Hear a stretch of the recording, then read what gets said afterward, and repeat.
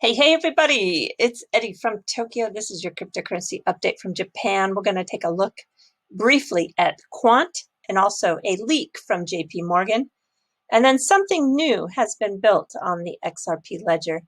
I think it's significant, and I want to chime in a bit. What you're looking at here, though, is the cryptocurrency heat map. This is a view of over the last 7 days, so you see a fair amount of green.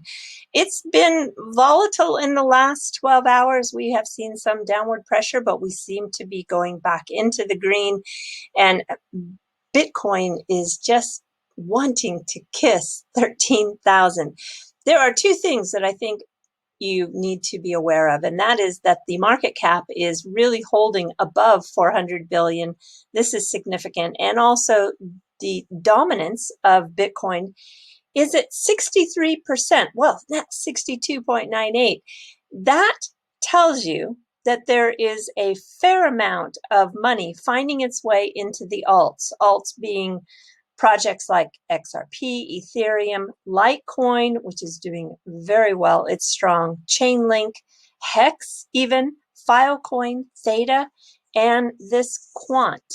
Quant Overledger. It provides a single API for any distributed ledger technology and blockchain to plug in. Basically, it's an operating system that is closed, and it connects these blockchains and DLTs.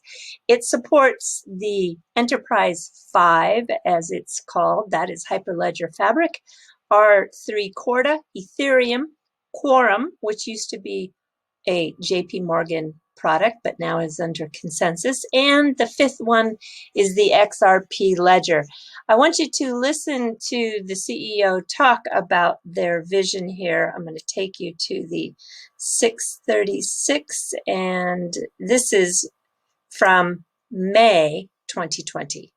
Our vision is really to bring everyone together and create a level playing field where all participants and stakeholders are able to create the network and have the network effect to benefit all. That is a very brief overview of their vision. And this graphic came from the Quant paper PDF, and it shows all these networks can plug into the Overledger and access those public DLTs. You can see here, this is Corda, this is Ethereum, this is Hyperledger Fabric. The Overledger can sit in the middle and connect then all these together. There is Ripple, there is the Ethereum, and the Bitcoin configuration. I think it's an interesting project. I'm definitely going to pay more attention to it. And then let's get on to this leak. Well, behind this password and username is a members only portion of the JP Morgan website, where there is a library of their private communication to clients called Flows and Liquidity. This is a flagship publication that they've been doing for years, and someone who is going unnamed leaked the recent Flows and Liquidity note out to CoinDesk, where it was quoted as saying that the potential upside of Bitcoin is considerable. And then if we just go to this CoinDesk article, I want to just highlight some of the other portions of that note. So beyond millennial investor interest, the note highlights the significance of corporate and legacy investor interest, giving credibility to Bitcoin as an investment vehicle. Specifically, PayPal's Wednesday announcement for support for Bitcoin and alternative cryptocurrencies, the altcoins, is a, quote, another big step towards corporate support for Bitcoin, according to this note. And so utility as a store of value isn't the only catalyst for potential upside. Remember that. This is going to be important when I move into this next story. However, according to the authors, the price of Bitcoin and altcoins could appreciate significantly if adopted as means of payment. Okay? Please remember that, because it's just really what I want to talk about as I move to the next story. But just continuing on, the more economic agents accept cryptocurrency as a means of payment in the future, the higher their utility and value, the note says. Ultimately, even though Bitcoin looks currently overbought for the near term, the author reiterates, or it's actually a team, so the authors reiterate that the potential long-term upside for Bitcoin is considerable. So this price of Bitcoin could appreciate significantly if it is adopted as a means of payment. Well, how do you do that? Because it's not fast. It's really slow. And it costs a lot to transact. Well, I want to introduce Spendthebits. This is a wallet and payment solution with a difference. It's powered by the XRP ledger.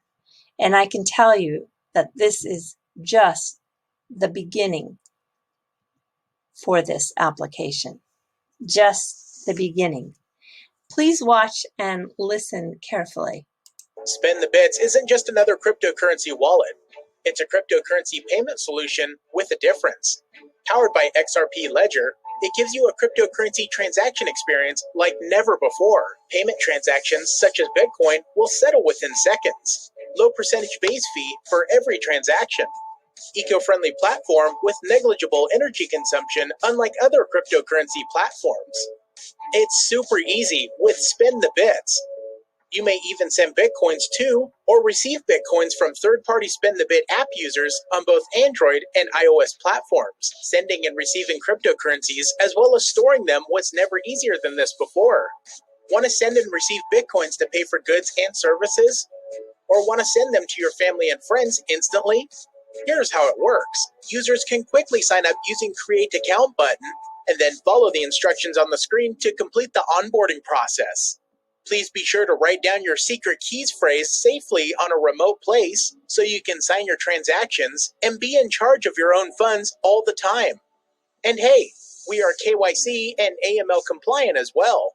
So you can trust that everything will be handled carefully and diligently. Clicking on Fund Wallet allows users to fund their wallet to add Bitcoins in order to get started with using the app. Once your wallet is funded, you can start spending Bitcoins instantly just by scanning the receiver QR code of other Spendthebits users and click the Pay Securely button, and payment will settle within seconds.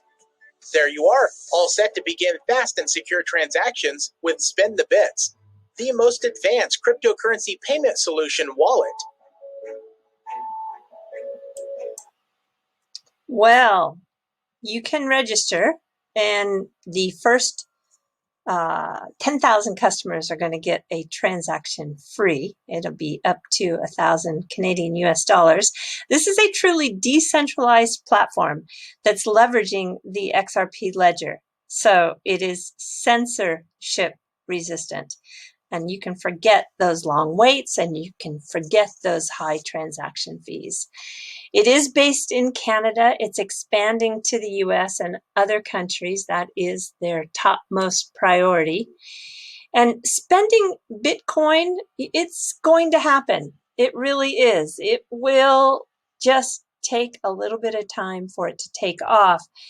And I think there are a few factors, one of which, just take for the US as an example, 45 million households will hand over 68.4 trillion in wealth over the next few decades.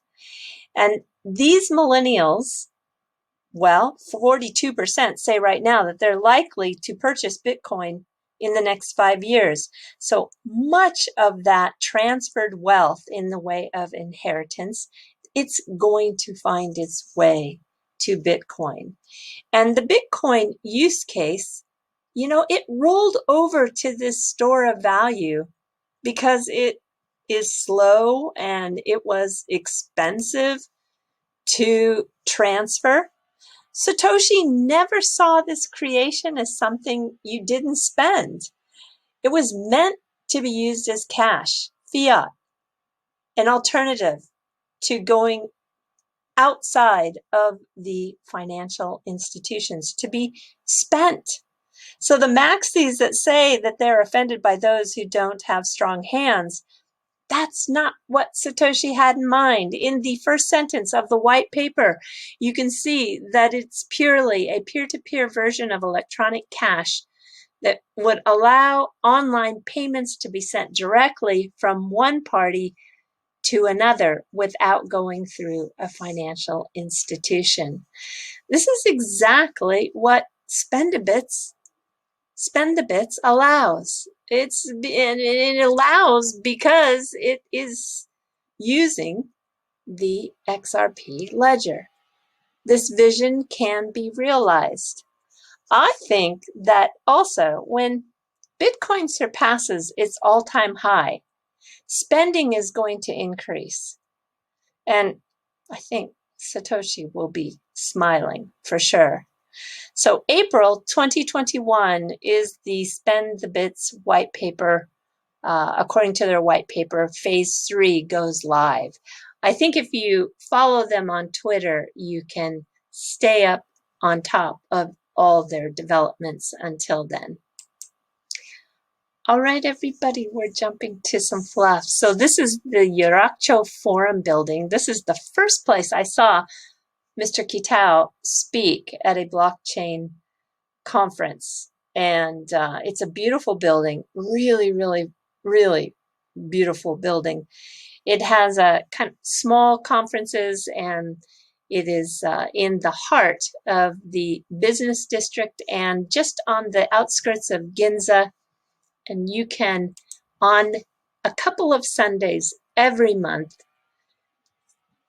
go to the antique and vintage market that takes place right next to that building, where 200 or 300 very eccentric collectors, traders, and merchants set up their wares for sale.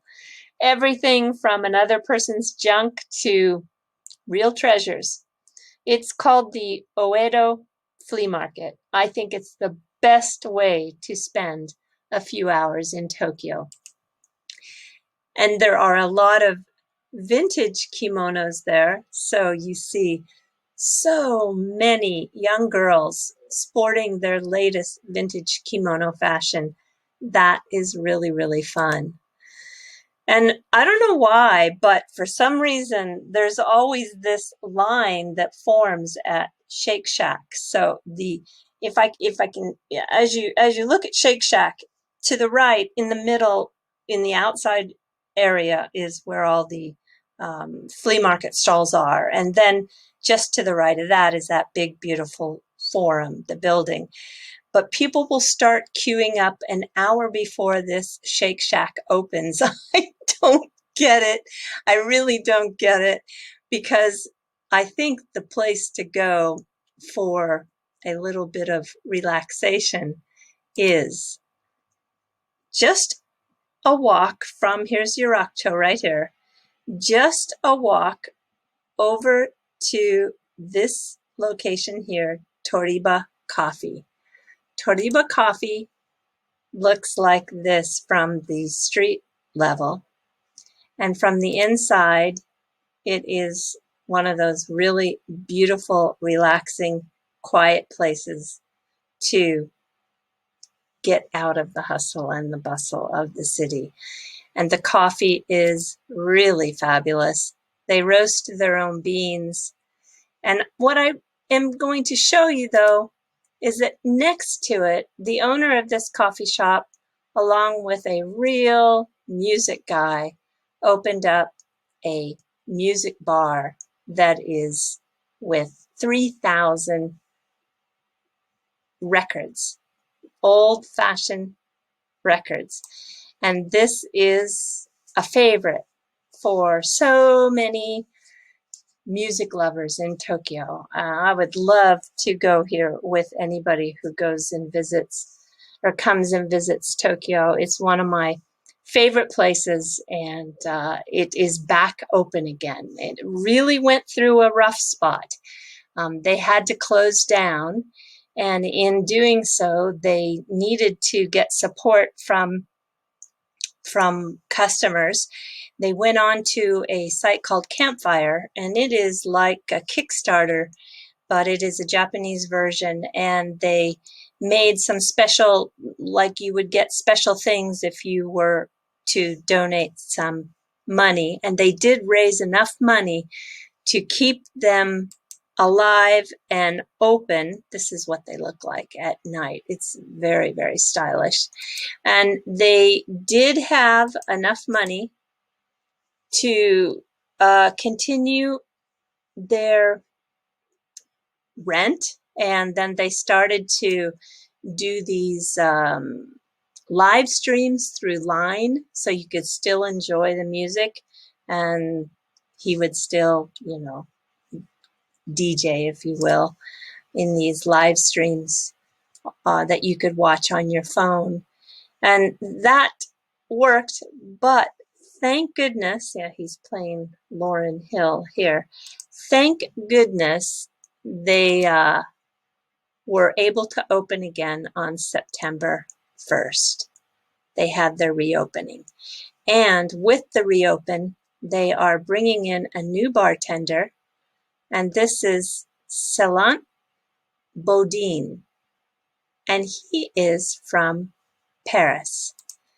And he was the manager of this bar in Paris, which is really has some interesting history. It was once a brothel, but has been turned into a very luxurious boutique hotel. I think it only has 20 rooms, and it is in the Montmartre district of Paris.